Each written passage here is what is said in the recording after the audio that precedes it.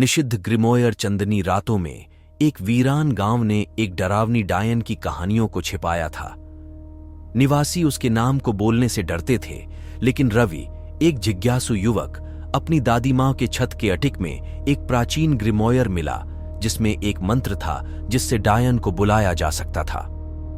अद्भुत बुलावा निष्कलंक ज्ञान की रुचि से प्रेरित रवि ने वटवृक्ष के नीचे मंत्र पढ़ा। वायुमंडल में एक भयानक स्थिति के साथ ठीक हुआ। छायाएं एक आत्मा की सुरूपा में बनाती हुई डायन की रूप में प्रकट हुई। उसका भयंकर सौंदर्य आकर्षक और भयानक दोनों था। अंधकार के साथ एक समझौता जिज्ञासा से ड्राइव, रवि ने डायन से उसके रहस्यों को साझा करने के लिए बोला।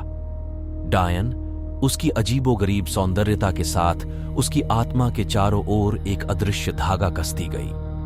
दिन रात हो गए और गांव वाले ने उसकी चालबाजी में भयानक ओरा को देखा।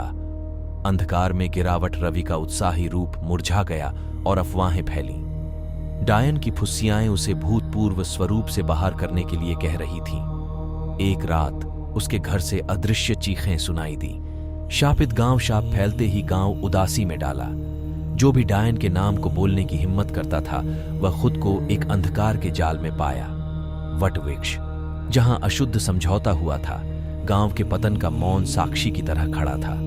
बनी रहने वाली किस्से डायन की कहानी एक सतर्क चेतावनी के रूप में बनी रही। शापित गांव अब एक प्रेतात्मक अवशेष, एक भयानक याद दिलाता था कि कुछ रहस्यों को अच्छे से दफन किया जाना चाहिए और निषिद्ध ज्ञान से अधिक भयानक भविष्य की ओर जाने की कीमत हो सकती है।